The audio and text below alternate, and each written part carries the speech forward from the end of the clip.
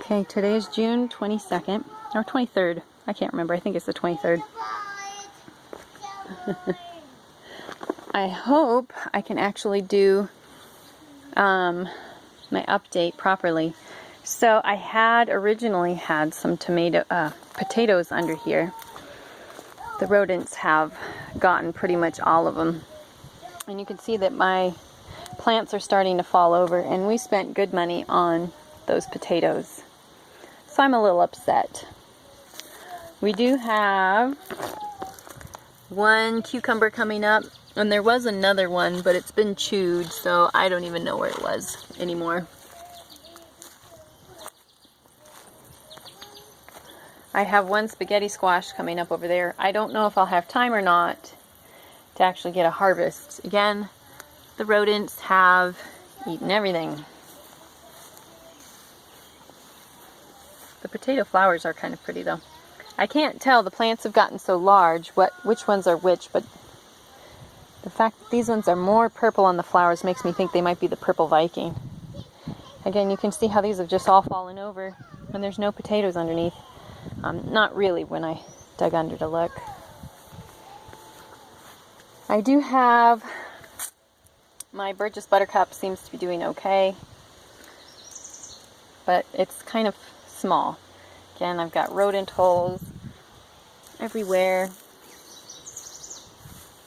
I did have an extra, what is this called? Eggplant that some creature had come and nipped the top off of. My raspberries are still white or green.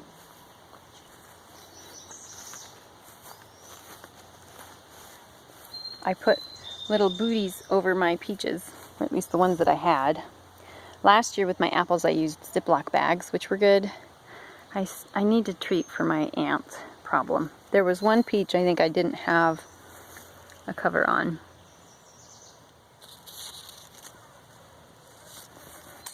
I also trimmed back this one because, and I trimmed them, see if you can see, right above the nub that I want to start growing, because you kind of want them open. You don't want them to crisscross and overlap too much. And the more horizontal, the better.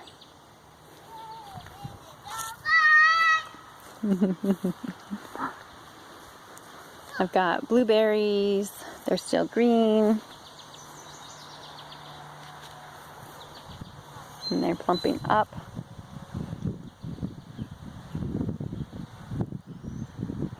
My husband moved the sandbox, so it's by the swing set, which might be helpful. Things aren't doing really great. We had family in town, so we couldn't focus on our garden. But I've got some basil that's finally at least showing. My eggplant is alive. I do have some tomatoes over there. That's obviously the indigo apple. Looks like the one tomato that are potatoes that I might get is I did dig around, and these are actually potatoes. See if I can show you where it was. So these were from store-bought russet potatoes, and there's just a little something that was left in the soil and it grew again, and that's what that is right there. So considering the fact that we have such a rodent problem, it just might be the best bet. Some of our zinnias look like they're starting to head up, which is really nice. I mean, it's just, the rodents are just, they're really starting to make me angry. And we've got bait traps, but we couldn't afford the ones that are easily refillable. They're like $15 each. So we have to save up for it. Hey, you two, be nice. Grace? Sorry about that. You know how kids can be. I got some more basil over here. I've got some more rodent holes. We harvested a whole bunch of our romaine. I have been harvesting some of my broccoli. They're not getting very large.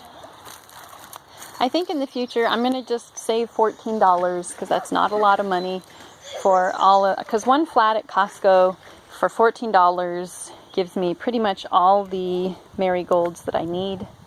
And then I like some alyssum and stuff, and it just saves up my little growing space inside for other things. This one I grew from seed, but I don't like how tall it is. I like the smaller ones. That's how I use them in my garden. So, more tomatoes. Again, you can see they're okay, but they're not thriving. I'm starting to weave my zucchinis up. The one nasturtium I started looks like it might actually get a bloom here soon. Right there. Is that in focus? I'm sorry, I can't tell. We've got tons and tons of peas. These peas are beautiful. They probably have produced more overall this year than these peas. I do like these peas a little better. They get larger. It produced faster. These get taller, but they're prettier, and they have a lot more obvious flowers than these. So these are the sugar dwarf, and these are the Oregon snow, too, if that makes any difference. And then I've got some zucchinis down there. I've got 2 at least on that one, and then I've got some other ones in there. And you can see this is a vining, not a bush type, and so you can see how it leads right here. And that's what I will train up. You have to be careful and wear gloves, because I know you wouldn't think they're that pokey, but when you're getting a firm grip, like in order to protect the leaves and such, to trellis it up, you need a really firm grip. Pretty much all of our spinach is done. I've got just a little bit more left over there. All of this I haven't planted all out. I've just been so busy.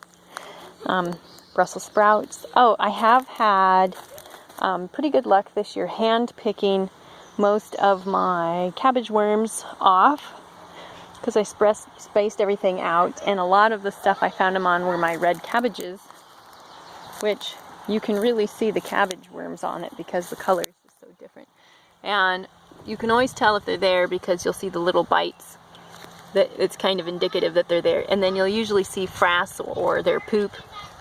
And you kind of look inside here, and then you'll see the little green worm. They like to lay kind of parallel with the veins, and you just pick it off and like take some bark and smoosh them. Yeah, an experiment. So I like to watch occasionally a fellow by the name of Charles Dowding, and he starts his beets as transplants in a clump. Now, he doesn't. I don't see a benefit to doing it that way over the square foot garden method, because in the end you get about the same. So he'll have a clump, but he spaces his clumps farther than you would in the square foot gardening method. The benefit to his method is you have some that are slowly developing continually, so you've got smaller ones. I think it's better just to do either 9 or 16 roughly per square foot, how big your beets are, and not clump them together. So I probably will not repeat that experiment. But again, Brussels sprouts. My beans are flowering, and I've been eating strawberries, and something else has also been eating my strawberries. And every day, look, I was going to wait one more day to harvest this one. Bugger. But this one is my provider bush beans. You can see I've got some flowers in there. This was a volunteer bachelor button. I grew those last year, so I just let it go. I have another kind of bush bean too. I thought, what was it called? Oh yeah, the dragon lingerie. I'm not going to grow that again. I'm just using up what I have. They're kind of a cool looking bean when they're raw. They're kind of spotted, purpley and green. No, kind of a yellowy color. But they cook to this really yucky wax yellow color, which I just didn't find very appetizing. So the cocoa beans are, they're just there.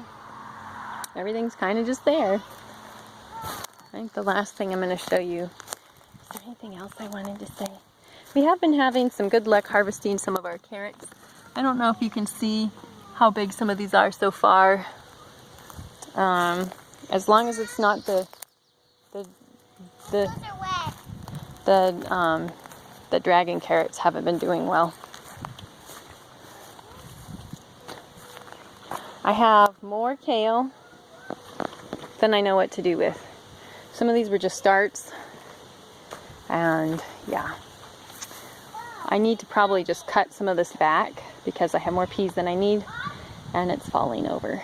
But anyway, lots of stuff. You see all the damage from my leaf miners. So anyway, that's what we have growing so far. Happy gardening!